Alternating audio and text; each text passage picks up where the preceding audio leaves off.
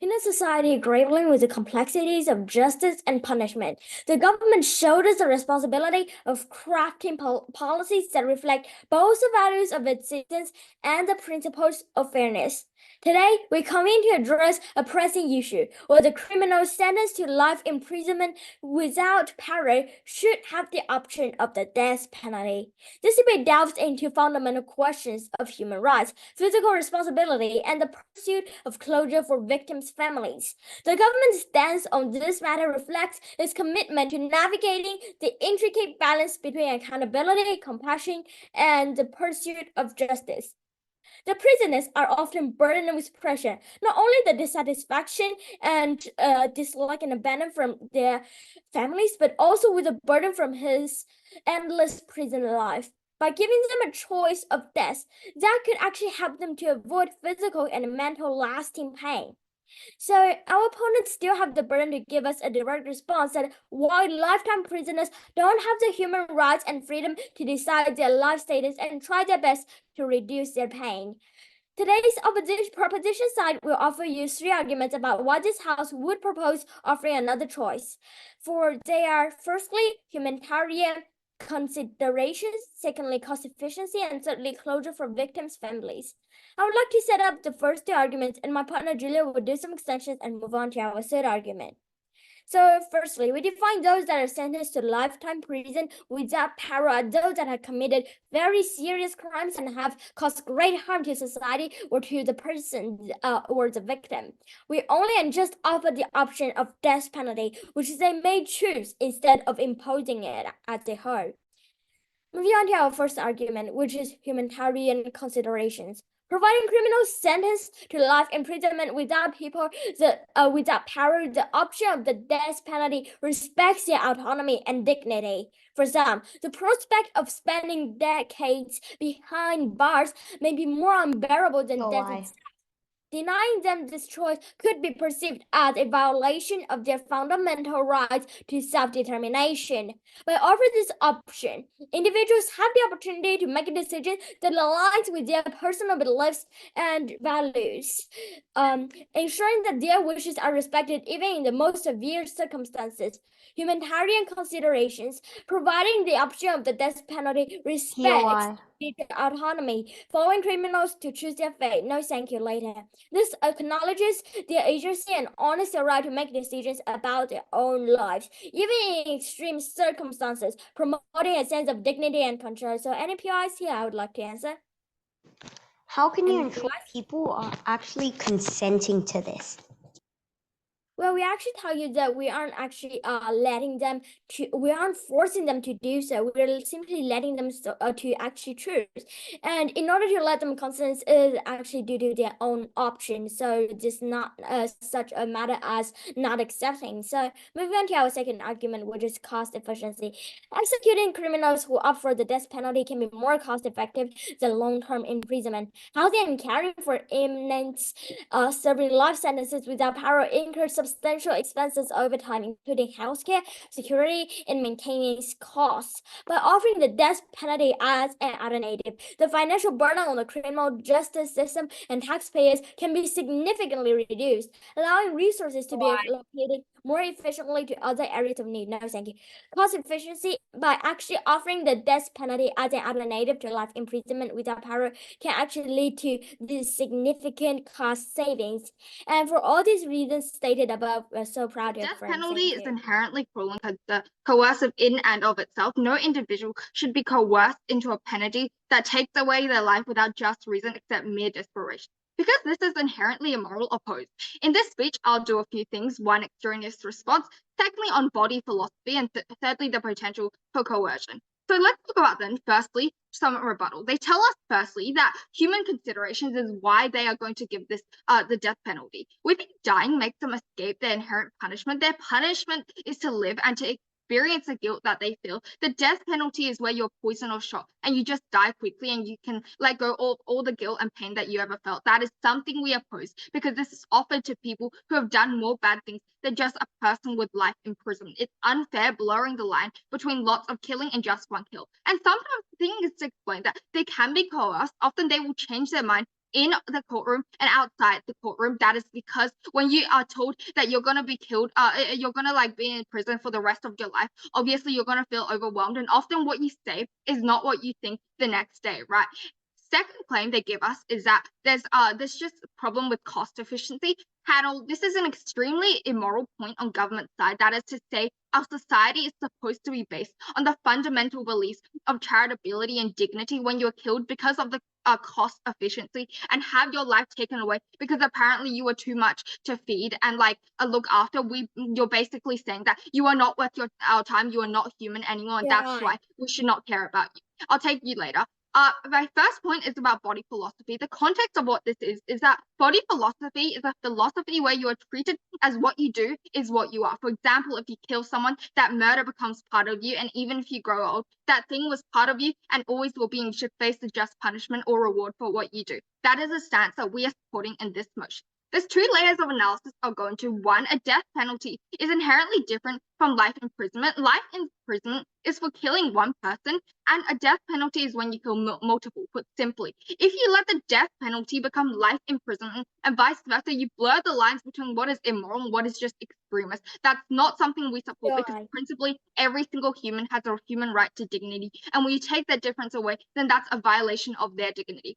Second thing is to say that when you blur the lines between life imprisonment and death penalty, that's a violation of the law and justice. When you show the world that is all right for one body to kill multiple people and another body to merely kill one person, and you say that these two things deserve the same punishment, then we think that that is something inherently wrong within itself. That's something I'll expand on in my next substantive, why people are likely to choose the death penalty over life imprisonment. But the main impact here is to say that it's principally wrong, blurring the lines between extremist and immoral because they essentially become the same thing now. And note the fact that these are criminals, and even if they are criminals, they are humans and remain humans in terms of body philosophy. Yes, I'll take that POI.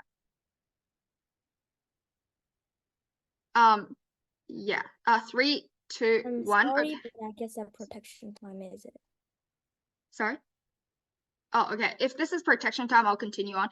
The potential for coercion, the context is here that we think that when prisoners who have just been convicted of a large criminal act, they are likely to be extremely overwhelmed and probably very easily influenced. There's two mechanisms here. One, we think that at the time when they get convicted, they have limited psychological power to be able to think properly. That's exactly why you see so many people breaking down after decision has been released for life penalty with no parole. We think that it's just mentally taxing, and even if you are convicted murderer, thief, or right, that second layer of analysis is that there's likely to be a lot of pressure from friends and parents. Friends and parents, we think, generally love you no matter what you have done, and they don't want to see you die, and they don't want you to see you like suffer in prison for the rest of your life. They think that having you go painlessly and easily is something that would be preferable as compared to staying your life out in prison. There's two main impacts I'll go into. One, even if they are bad people, they shouldn't be coerced. That's the exact reason why the government doesn't kill off every single murderer,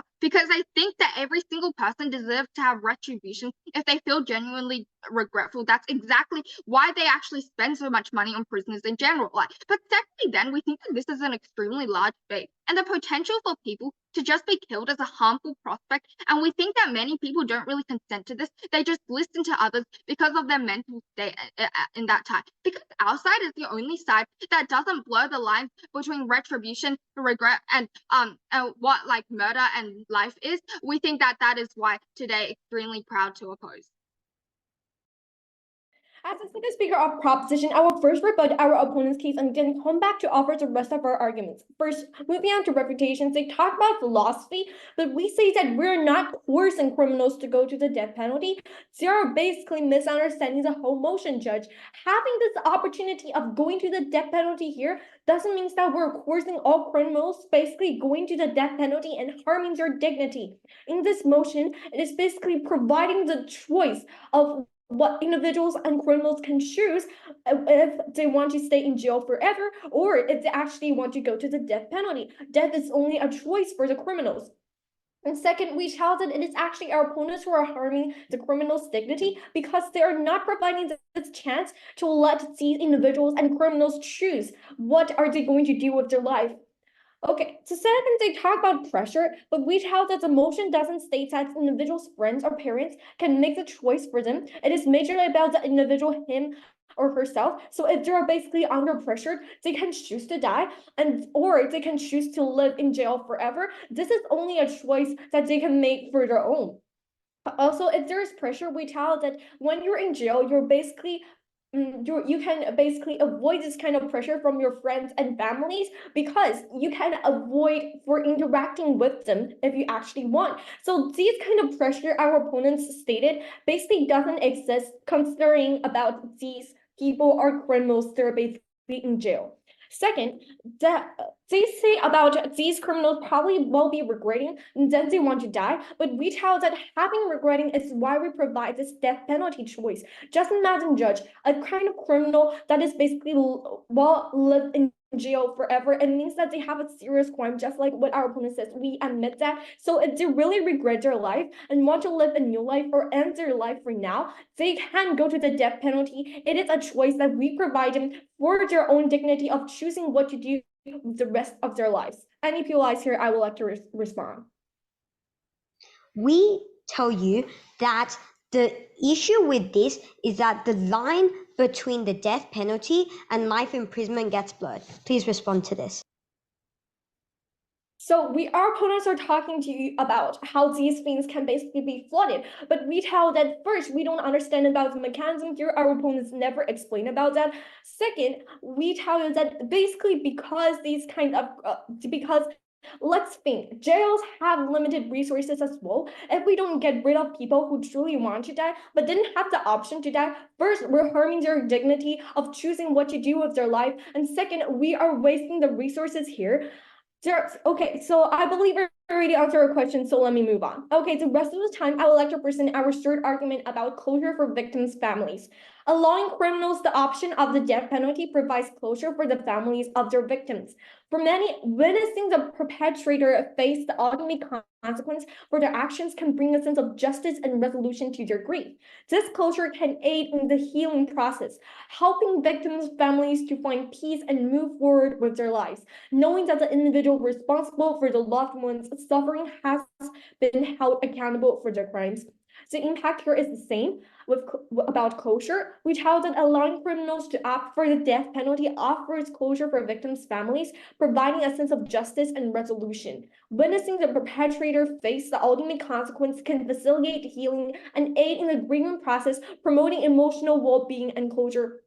Note here that Judge, please do not misunderstand everything and listen to what our opponent said, which they mean coercing these kind of people to go to death penalty. Instead, we are providing two choices for the criminals and therefore still proud to So three things in this speech. First, a few pieces of rebuttal on the two main contentions in this debate. Lastly, a new piece of substantive to advance our case. Throughout this debate, I have identified two main clashes. The first main clash is about mental damage. The second main clash discusses resources.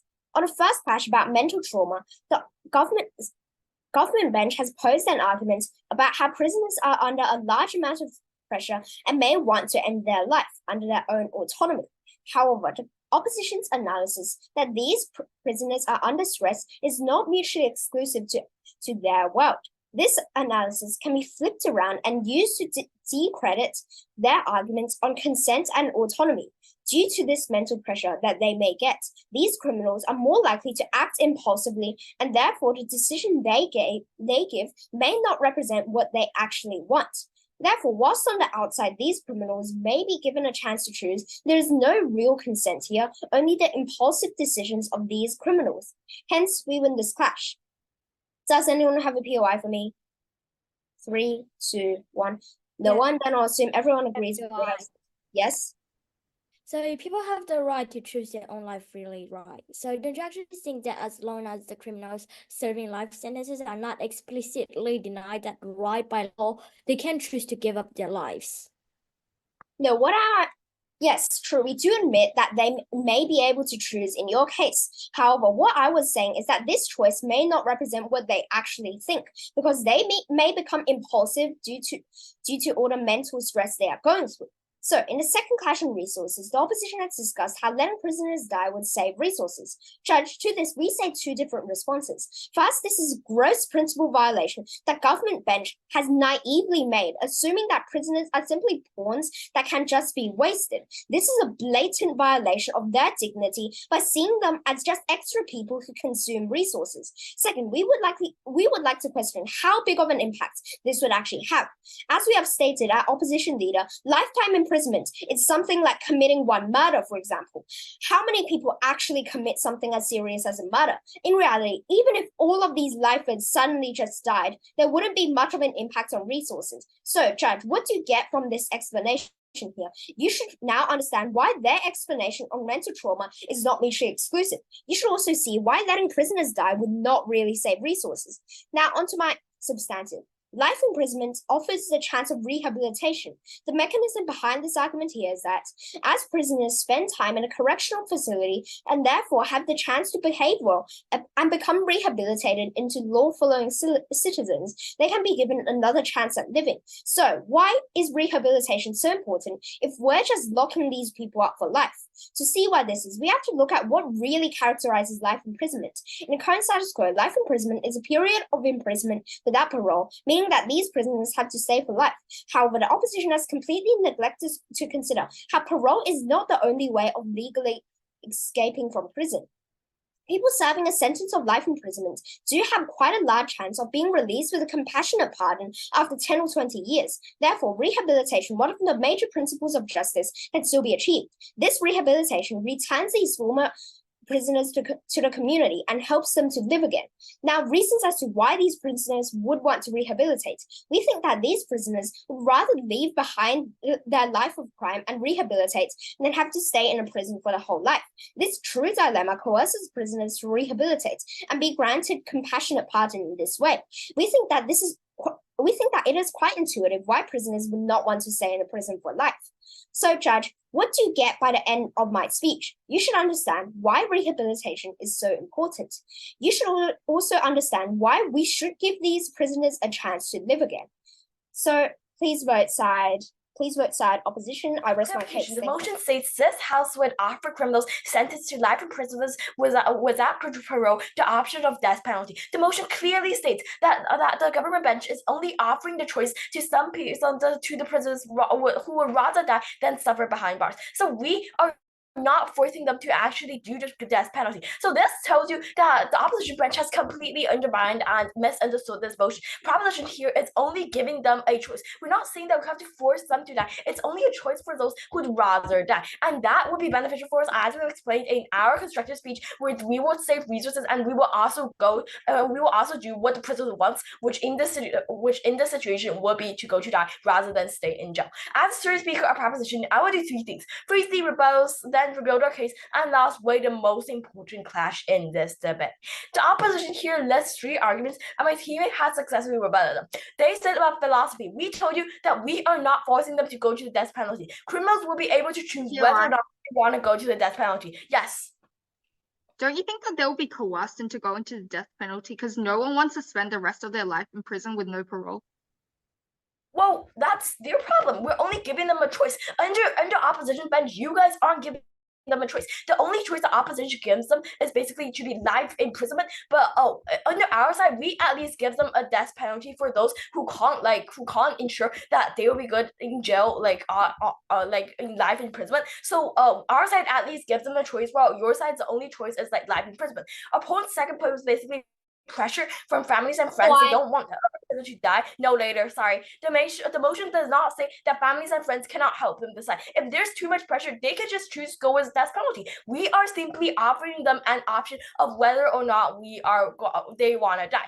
Next, moving on. Let me extend my humanitarian consideration argument. In our first argument, we told you that providing criminals sentenced to life imprisonment without parole the option of death penalty. Sorry, later, too much. Respect your autonomy and identity. For some, the process of spending decades behind bars may be more endurable than death itself. In our second argument, which is cost efficiency, we told you that when the prisoner wants to die, still putting resources on them is just a waste of resources. Our opponent completely misunderstood this argument. We're not saying that they're too expensive for us to feed. It's just when they want to die, why are we still keeping them behind jails? 1 moment, 10 seconds, please. So when they want to die, let them die. Housing and caring for inmates serving life sentences with parole incurs substantial expenses over time, including healthcare, security, and maintenance costs. Yes, PY. So to our previous PI, you said that we don't give these prisoners a choice. However, have you forgotten that I just spent half of my entire speech talking about how these prisoners can still be released through compassionate pardon? Please respond. Well, that is one thing, and death penalty is another. We told you that this motion states that those without parole, the compassionate pardon release only accounts for a very little minority of all the prisoners. Not everyone gets your compassionate pardon release, but we are giving the rest of the prisoners, the large minority of the prisoners, a choice: the death penalty. In the third argument, we told you that the closure of victims' families. Allowing criminals the option of death penalty provides closure for the families of victims. For many, witnessing the perpetrator face the ultimate consequences of their actions can bring a sense of justice and resolution to their grief. Our poll has failed to answer this question and have dropped this question as a whole. Okay, the rest of my time, I'd like to weigh the most important question in today's debate. Basically, the choice the prisoner has made. Opposition tells you, Judge, is that they have mental stress from their family and friends that they want to live, but we don't think that they must decide on the spot. Government tells you that it's only a choice that we are giving for prisoners to choose from. Under the opposition branch, they don't give prisoners a choice. When a prisoner can't stand bonds and want to die, why are not letting them die at the point still wasting resources on them? Thus, the burden on the opposition team in this debate is to prove that taking away dignity from people and letting criminals in an unstable psychological state choose their fate is actually a good thing. However, the opposition has done a terrible job of this, mainly substantiating their case of misunderstandings shown through their reply to our POI of their problem, right? But even if you're not convinced in this point in the debate that opposition wins, 2 clashes to prove we win. Clash 1. Consent. Under this clash, government brings up an argument how people have rights. 3 mechanisms to prove why this is incorrect. We tell you dignity is more important. The reason why the government is willing to rather spend thousands of dollars on a criminal every single year to house you in prison as opposed to killing you is because of the fact that they would rather you as a criminal, live in prison, reflect on your choices, and realize that you've actually done something wrong, as opposed to the fact that you just kill yourself off because you can't stand the guilt, etc. This will come important later as well. Second of all, there is the potential of coercion, that someone around you is also going to influence your choice. I'll take you later. We finally say that people who are in an overwhelmed state, they cannot properly think. They are in a mental state which they cannot think properly. They are so overwhelmed. They've just been told they're spending their life in prison without parole. They are not in a stable mental position to choose. For example, when someone is drunk, they are very impulsive, right? What we tell you is that people can't necessarily consent to this because there are so many factors that can influence your decision. Opposition, however, seems to think that we're misunderstanding the whole topic and saying that people are being forced. No, we're telling you that people cannot consent. There are too many outside factors such as coercion, such as impulsive thoughts, etc. I'll take that POI. Okay, so basically you can actually deny the fact that as human beings, criminals sentenced to life still have certain basic rights, such as the right to life and the right to choose, right? So if so, why would you actually deny the right to choose to live? We think people, because they've committed this action, the reason is that they need to spend their time in jail to rehabilitate, to think over their choices, know that they are wrong, as opposed to just they can't stand the guilt and they're going to kill themselves. Moving on. What we tell you is that people can't necessarily consent to this. Second affirmative and third affirmative all misinterpret what PM tells you. We tell you that the major harm in letting this motion pass is the line between the death penalty and life imprisonment disappears. People are going to think they're the same thing, and this is extremely harmful because that means if someone kills 10 lives, they are now subject to life imprisonment and death penalty. Sorry, I don't have time. But the difference is the fact that when you just kill one person, you get life imprisonment so that you can reflect on your choices because you're not entirely a huge threat to society. Opposition then brings out an argument about closure for families' victims. Simple response to this: we think victims would rather the person that harmed them to actually know that they are wrong and to be able to face time in prison thinking about their actions as opposed to suicide because they don't want to face the punishment of their actions. But even if what I've said isn't correct, they just are outweighed by our arguments. We tell you the dignity to live and the fact that people can't consent to this way more important. Opposition's response to POI about compassionate release shows they don't actually care about singular individuals who could have been let back into society. They think that it's just a single case. But we think that these people, if one person could be wrongly determined to be guilty when they are not, or for the fact that someone could be given compassionate release, but because of their intuitive actions, they choose to death, then we think that this is a huge issue and we cannot let this motion be put in. Class 2, rehabilitation. What we hear from DLO is the purpose of jails is to help you rehabilitate and to think, right? The reason why the government would rather let you survive in prison and spend thousands of dollars is for you to face the punishment of thinking about your actions and knowing why you're wrong. So at the end of this debate, what side government is able to achieve in their impact is extremely limited because of the small scope they have on this debate. As a result, I've never been prouder to oppose vote side opposition. Life and death, we think, is a thin veneer, and they are crossing this line in government case. Question 1 in this debate is about coercion. Question 2 is to ask about immorality or not. Question 1 is to ask about coercion. Basically, we don't let them choose and that they are only an option. Like the death penalty is something that you can choose whether you want it or not. That is not true. When you are under pressure, you likely make irrational decisions that causes you to act badly and things that you might regret in the future. And especially if there are no friends and families with you, that's why you won't have any influence. And you often don't have anyone helping, advising. You often just choose the one that seems like the easy way out. And that's something that you might regret in the future, right? Then we tell you then that you are likely to choose the death penalty. We think that coercion is going to be likely very extreme. One day you might want to die and the other next tomorrow you don't actually want to die. But this decision literally affects the rest of your life. And that's something that we care about. Because even if you're a cruel murderer, you deserve to have the right to choose your life decision with no one, when you are sane and of good mind, and when you don't have any panic clouding your decision, right? You got the life imprisonment because you didn't kill lots of people. You killed one person, right? That blurs the line of how many murders you can make and what punishment we get. Punishment you get. That is something they cross over, and that literally signals to the rest of the world that killing one person is just the same as killing 7 people.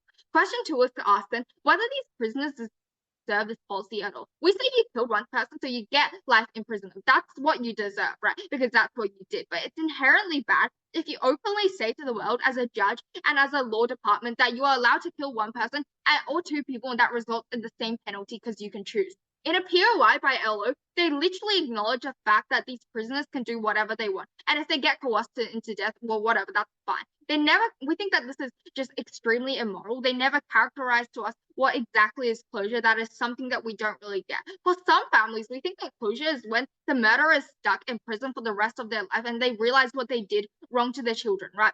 Government is extremely immoral in the way they treat prisoners. They talk about cost efficiency and that they should just kill someone because they take up too much capital. People are not random pawns in a game. Even if they are even if they are murderers, you can't just kill them because you feel like they're costing you too much capital. That is inherently wrong and in and of itself. Our side is uniquely able to get a better world for prisoners, people, and society in general. And that is why today, Due to limited time, Judge, I would say proposition has won today's debate by the following winning issues. Clarification: is living a life with regret and mental burden a representation of dignity, just like what our opponent said? No, they didn't have the dignity to choose the option of die. This is a complete harm to criminals' basic human rights, right? And second, everyone knows the irreversible effect of choosing death penalty. Therefore, every criminal who did choose this option is the ones who truly regret a life of living in prison forever, or truly regret the life of harming someone, doing a serious crime, and so on. Okay, now moving on. I think our opponents build a response to our third argument. We tell you allowing criminals to opt for the death penalty offers closure for victims' families, providing a sense of justice and resolution. Witnessing the perpetrator face the ultimate consequence can facilitate healing and aid in the grieving process, promoting emotional well-being and closure. They misunderstand it by we are coercing these criminals to die using a family method and give us our own response. So, Judge, I think we should automatically win that point. I think our opponents failed to respond to our second argument as well. We tell you offering the death penalty is an alternative to life imprisonment without parole can lead to significant cost savings for the criminal justice system. To misunderstand it as saving resources, but it's actually not. And give us our own response. So, Judge, I think we should automatically win that point as well. I think our opponents don't always ask the most important question in today's debate, which is freedom and human right. We tell you just like what our opponents stated, criminals may regret what they do. Therefore, philosophically, giving criminals the right to die due to regret is promoting freedom of choice and human right for criminals. Just imagine, Judge, you are living a lifetime in the jail and you didn't even have the option of choosing to die. If you truly regret for serious crimes that you ever did, because then send you to this kind of option.